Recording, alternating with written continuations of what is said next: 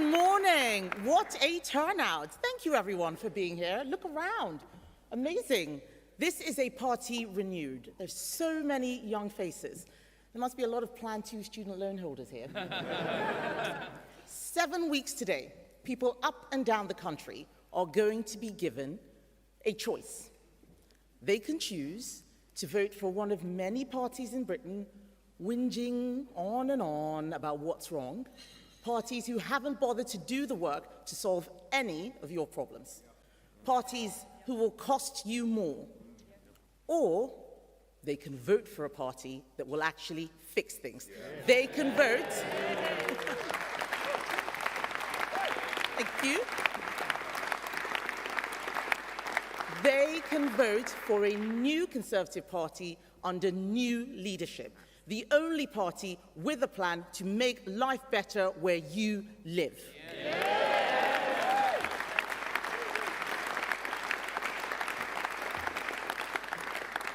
Last week, I was in Croydon, walking down, oh, there's a Croydon person there. Walking down the high street, talking to businesses, or at least talking to the businesses that are still open after 18 months of labour. I spoke to a lady called Mary Coughlin, who runs Lucinda's, a lovely independent boutique clothes shop, a business she has poured her life, her soul, her life savings into. Mary told me that people are now coming in and stealing entire racks of clothes, brazenly, walking in empty-handed and then trying to walk out with armfuls of her stock. And sometimes she's able to stop them, sometimes. Other times, she watches thieves disappearing out the door with her staff's wages, because that's what they are. And she keeps going. She's not going to give up. But imagine how that feels. Getting up early, struggling with rising bills, trying to stay afloat, paying more and more in taxes to the Labour government, to the council, then someone comes in and steals from you and they just get away with it. The Conservative Party is on the side of people like Mary.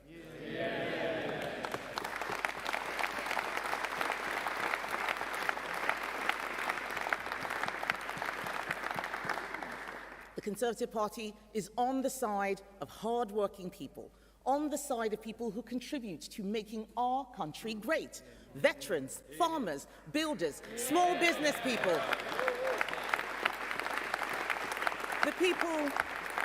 The people creating jobs for us and our children, the people who pay the taxes that pay our wages. The Conservative Party is on the side of people who want to get on, people saving up to buy a home, mums and dads trying to build a better life for their children. These are our people, and we are fighting for them at this local election in London, in Essex, in Norfolk, in Solihull, in Lincolnshire, in Plymouth, anywhere that people have a vote.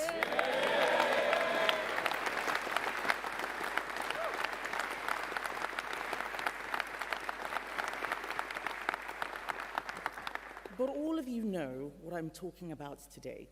That story about Mary, about the shoplifting, is just too familiar in Britain today. Hard-working people, doing the right thing, contributing to our country, feel like they're getting nothing but hassle in return. And the people who break the rules, who are making life worse for everyone else, are not being punished. No wonder hard-working people are asking themselves, why am I bothering? No wonder high streets are becoming boarded-up shops and vape stores. There's graffiti on buildings and on buses driving past, and the stench of cannabis wafts down our city streets. Let me tell you this. Nothing is going to change unless someone steps up and does something about it. We are going to do something about it.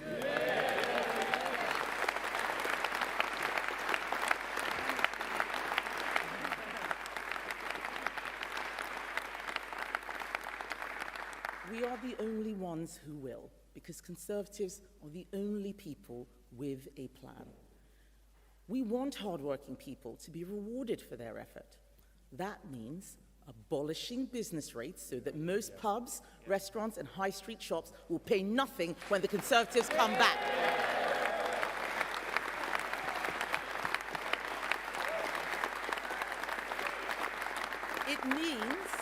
It means helping people like Mary out, getting our high streets working again.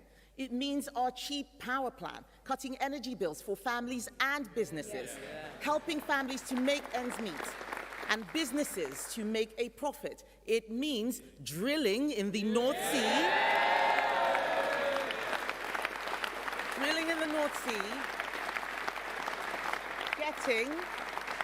getting our own oil and gas out of the ground at a time when global supplies are in peril. It means scrapping stamp duty on family homes. And I know that's a favorite. There's a big cheer for that. But it does mean getting people moving again, helping those who want to put down roots and start a family. We have fully funded plans that will make life better for people tomorrow. No other party does. At the same time, we are going to make sure the people who aren't contributing, people making things get worse, get what they deserve. Only 1 in 20 crimes is being solved in Britain today. That is not good enough. So we are going to take back our streets. We will hire 10,000 new police officers, put them on a street corner where you live, and tell them that their job is to catch criminals.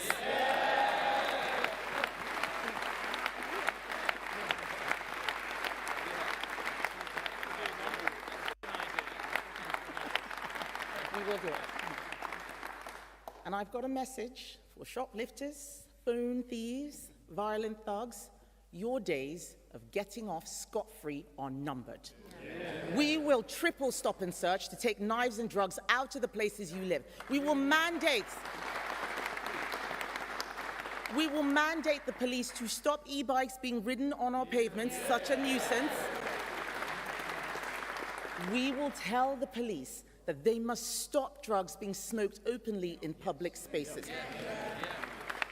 Why should people put up with it? Why should they put up with it? They shouldn't. And they shouldn't have to pay to clean up the mess either. So our new immediate justice sentences would see lawbreakers forced to clean up graffiti, clean up our streets, clean up the mess they've made in our parks immediately.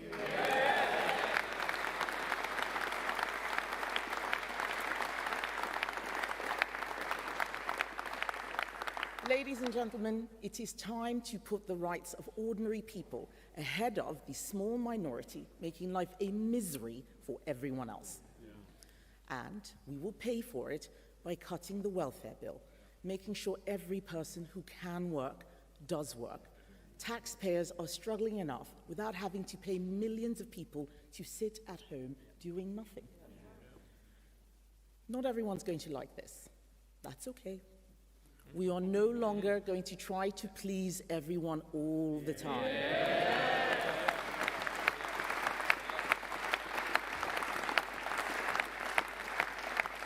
Some people want more benefits with Labour. Some people want nationalisation with Nigel Farage. Some people want bigger boobs with Zach Polanski. Fine, that's what they want. We've got a better offer. We offer those. We've got a better offer. We offer those who want jobs and opportunity, those who want society to judge people based on merit. That's who we're for.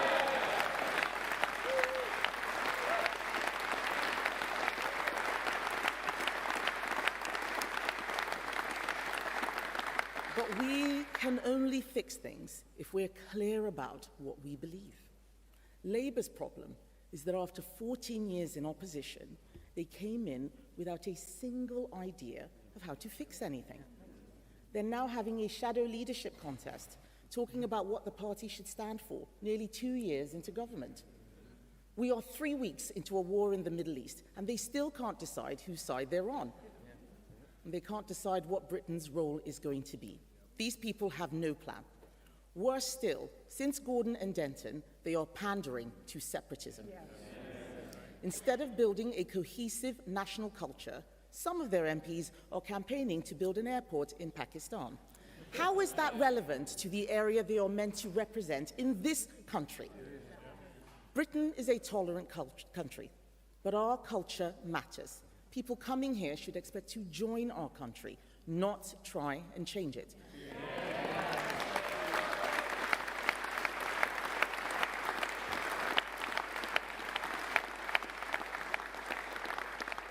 I want people to know that the Conservative Party is not afraid to set out the standards, values, and behaviours Britain expects, and we are not afraid to enforce them either. Yes. Yes.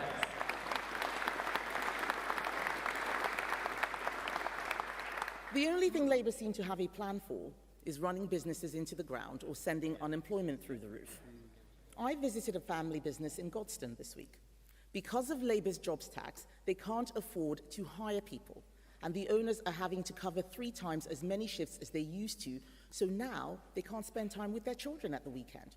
This is the real impact of Labour's jobs tax. Not to mention the tens of thousands of people, young people especially, missing out on a start in life, unable to support themselves. And look at what Labour is doing to our councils. Bin strikes in Birmingham that have lasted twice as long as Peter Mandelson did as our ambassador. Rubbish piling up, food rotting in the streets, rats as big as cats. Britons, you have been warned. You vote Labour, you get trash.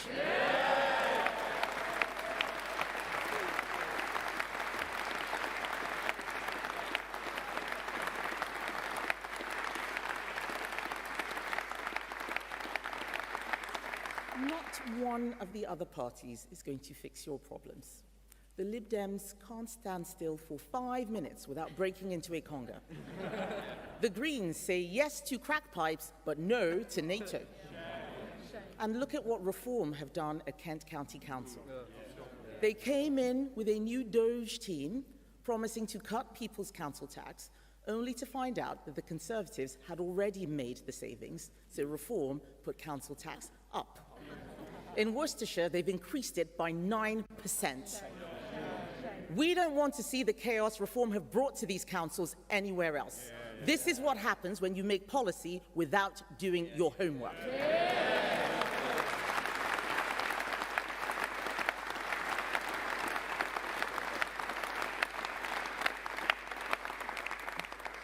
Ladies and gentlemen, these are serious times. There is war in Europe, with Ukraine fighting for its survival and our freedom, and there's war in the Middle East, pushing up prices and threatening our economy. Our brave servicemen and women are already involved, yet Reform can't even be bothered to appoint a foreign affairs or a defence spokesman.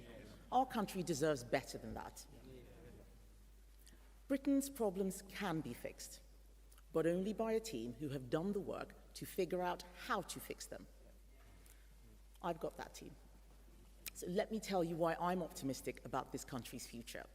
I'm optimistic because the Conservative Party is coming back.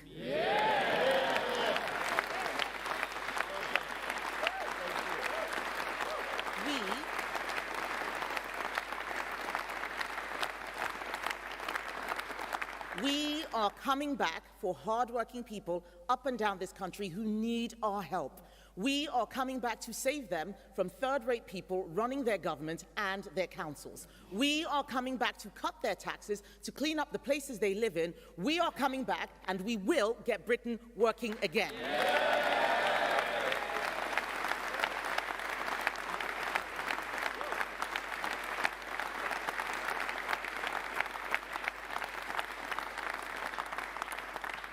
So let me leave you with this. There is only one party that has the courage, the competence, the team to build this at every level of government. Whether it's a borough council, a district council, a county council, on the 7th of May, every vote for the Conservatives counts. In 5, 6, 7-party politics, many elections will come down to fine margins. Every councillor we get elected, every council we run, is somewhere where we can start to deliver our plan. Somewhere we can keep council tax down for struggling families. Somewhere we can deliver better public services, fix potholes, run better schools. Somewhere we can back business, back our high streets, and get our villages, towns, and cities working again. Every win is another step on that path.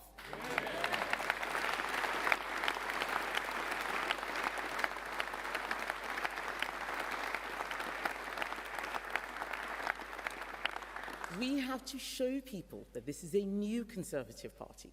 It's not going to happen overnight, but it starts by delivering for people wherever we are given the chance.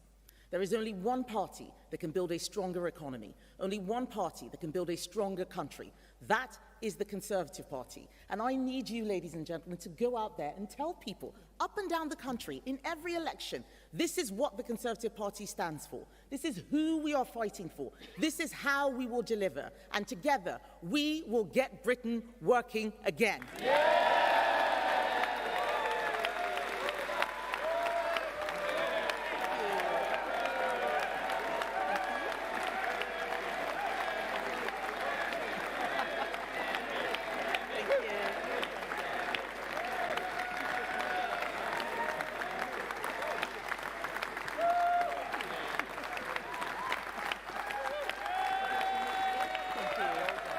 Thank you so much.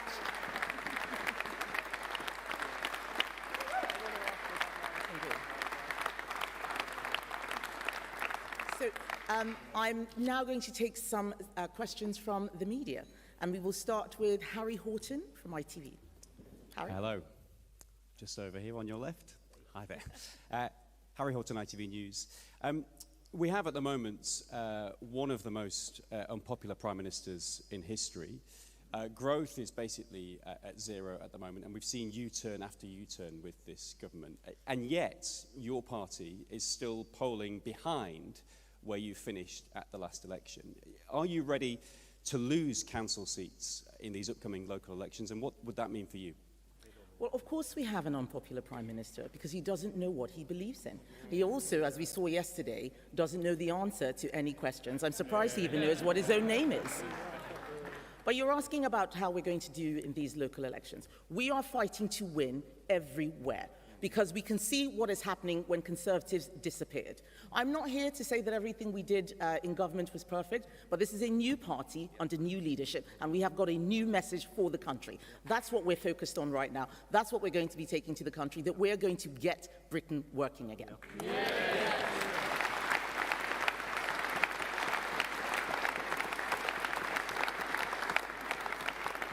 Rob Powell, Sky News. Hi, thank you. I'm over here too. Hello, Rob Powell, Sky News. You talked about the war in the Middle East posing a big threat to the economy, causing rising prices. 2 weeks ago, 2.5 weeks ago, when the war started, you were pretty clear that you would have got the UK more involved in it at an earlier stage. Given how it's escalated, how it's developed, and the global impact that it's having, do you think you made a mistake with that initial position? I've kept to the same position, which is that we should allow our allies to use our air bases, especially when they are protecting British troops in British bases. And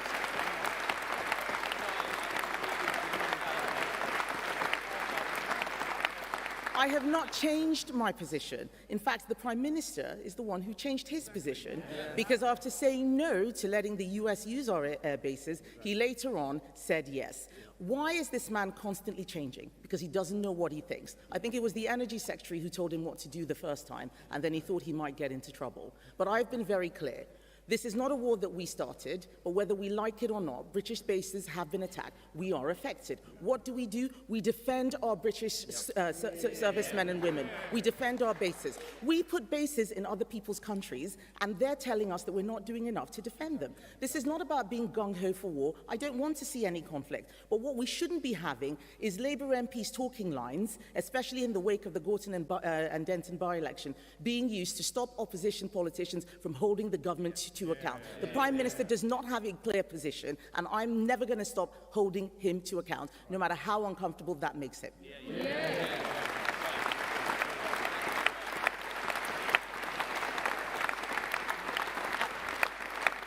Chris Hope, GB News. Chris Hope, GB News. Thank you, Kemi Badenoch. You're defending a quarter of seats in the May local elections in England and Wales. How bad will it get? Nigel Farage, who's heading the polls, he says it will be the end of your party for good. Is he right? Is that a no? Is he right, though, Kemi Badenoch? And do you want people to vote tactically to keep out reform councillors? So I want this to be very clear for you, Chris.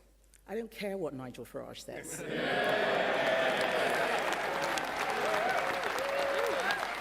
He can say whatever he likes. We believe in free speech in this country. I am here to deliver a message, and that is the Conservative Party is coming back.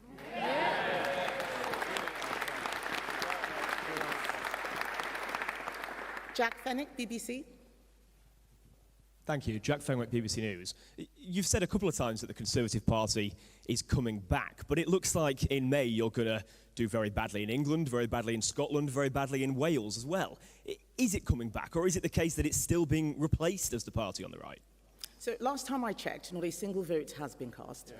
And we need to make it very clear that after the last general election, where, as I said, Conservatives were removed from office, rightly so, the public are never wrong, we can see what's happened. Things are getting worse. We're not coming back just for our sakes, we're coming back for the country's sake. Because if we do not come back, the economy is going to keep getting worse, young people are not going to be getting jobs, businesses are going to keep closing, and we're going to have a Prime Minister who cannot tell his left from his right. The fact of the matter is this is the time to send a message to Labour. If you want to abolish stamp duty, if you want to see your business rates go down, if you want to see lower taxes, you want more police on the streets, if you want a triple stop and search, there's only one party that's going to deliver that. That's the Conservative Party.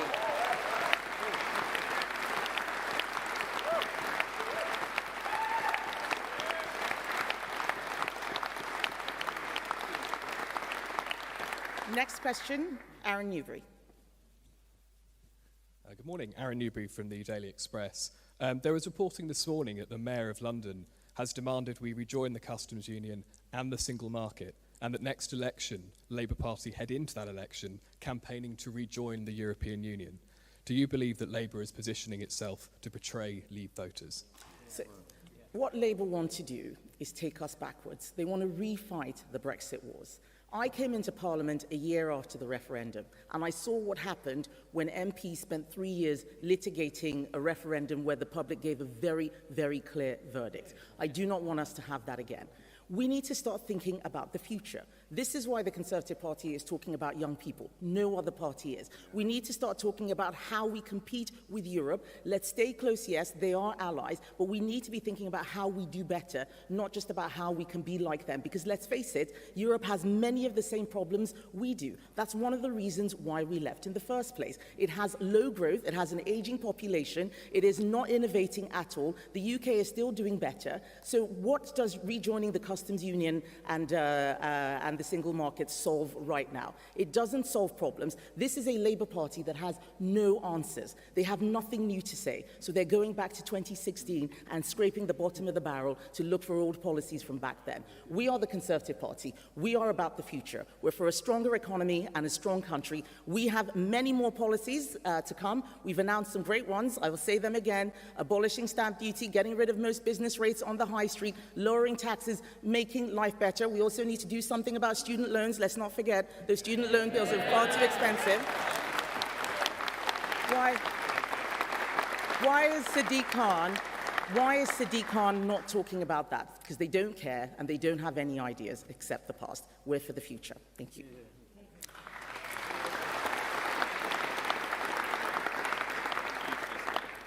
Ben Clatworthy, The Times.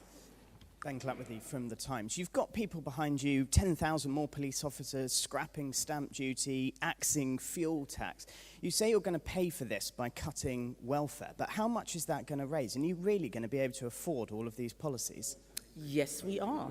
We have, and thank you to Mel and Helen Waitley, because I've got a strong team.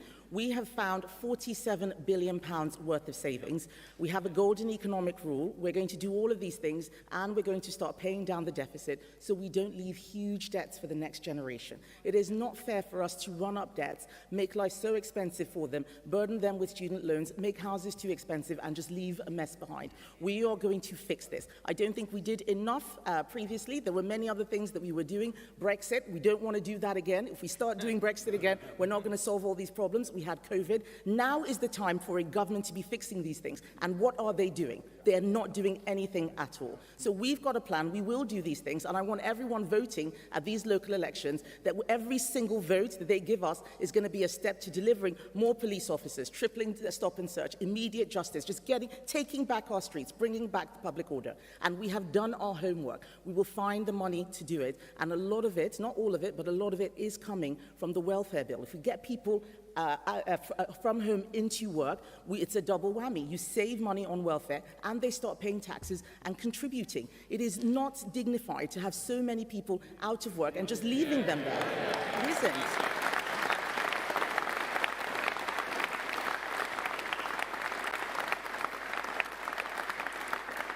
Sam Merriman from the Mail. Hi, Kemi, over here. Last night, the House of Lords voted to allow abortion up to birth for any reason. You stood strongly against this the last time it was in the Commons. What's your reaction to this, please? And will you continue to stand against it? Thank you. So I'm somebody who believes in, I do believe in choice. So I'm someone who is pro-choice. But I do think that having abortions right at the last minute when a baby is completely viable, I don't think that that is right. I am disappointed with the way that the House of Lords voted. This was a free vote. It was a conscience vote. I think that there is a lot more that we can do to explain that there are multiple choices out there. I want women to have choice. I think it's very, very important. But I do think, especially as Conservatives, we are the only ones who will say, this is where we should draw the line. We think the line should be here. Other parties say we don't need a line. There's only one party that actually sets guardrails, that says, yes, we believe in these things, but this is where it becomes too much. I think abortions at the last minute, at the point of delivery, are too much. And I'm not afraid to say so.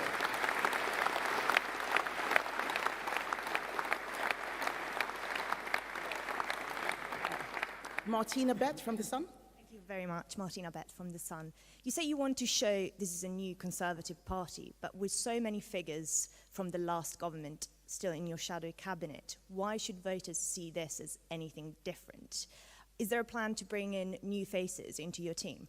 Well, I don't know who you're looking at, but there are loads of new faces standing behind me right here.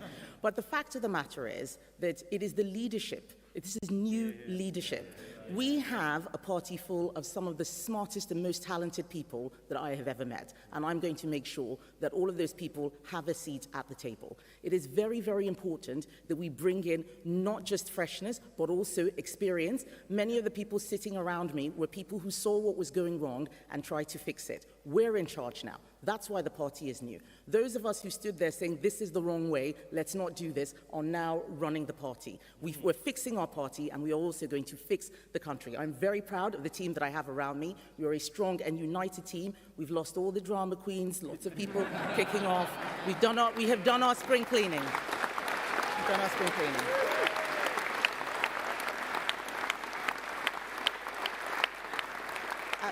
Peter Snepvangers from The Telegraph. Hiya, Peter from The Telegraph. Can you commit today that the local election results for the Tories on May the 7th will be better than they were last year? And what does a good result look like for you? Well, obviously, a good result would be if we won 100% of all of the seats all over the country. That's what we want to see. But at the end of the day, this is a choice for the public. We are giving them that choice. I have amazing councillors and candidates up and down the country. And last year, many of them lost seats undeservedly, despite doing a good job, because there was still a hangover from the record of the last government.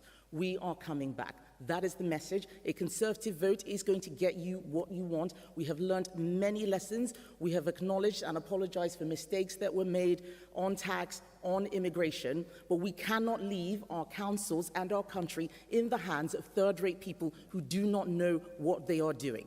We are better. We're going to keep getting better, but we need the trust of the public to show that this time we are going to get it right, and that is why I'm sending that message up and down the country. Conservatives are coming back, and we're going to get Britain working again.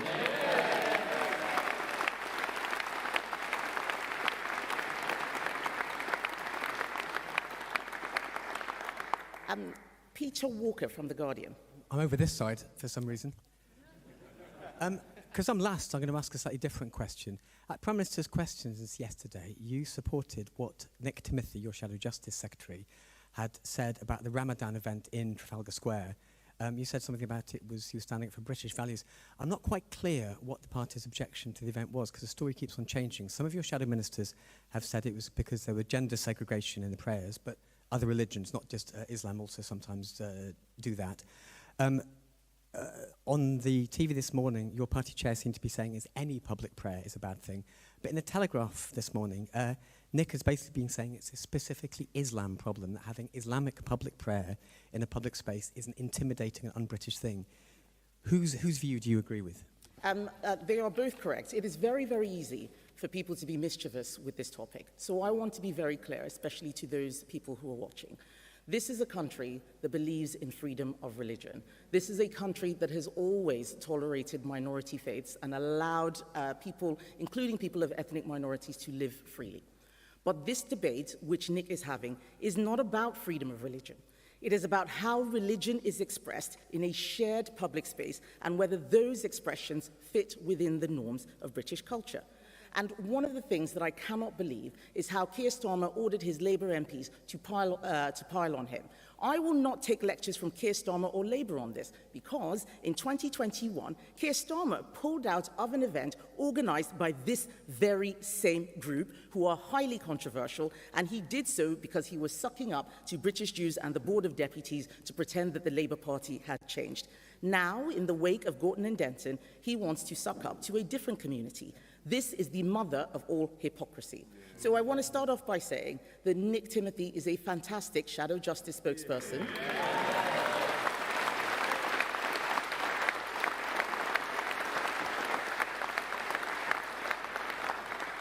He is better than the Justice Secretary who wants to abolish jury trials. He's also better than the last Shadow Justice Secretary as well. I'm very pleased that I've got him. But you ask a serious question about what exactly is it that caused the problem. And I just want to be clear. I don't want people to make mischief. I, as a woman especially, and as a woman from an ethnic minority who grew up in a country where Islam was very visible, I'm very uncomfortable with seeing women pushed to the back in the middle of Trafalgar Square in an event which is exclusionary. It is. It was.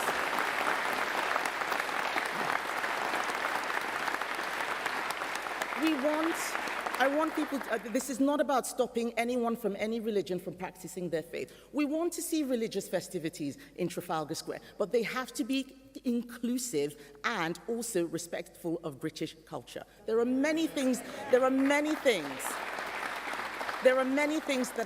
happen in many other countries, many ways of religious expression. But we need to make sure that the religious expression is in conformity with our values, our norms, our beliefs, and sometimes that does mean saying, actually, no, that's probably too much. That's where it is. Thank you.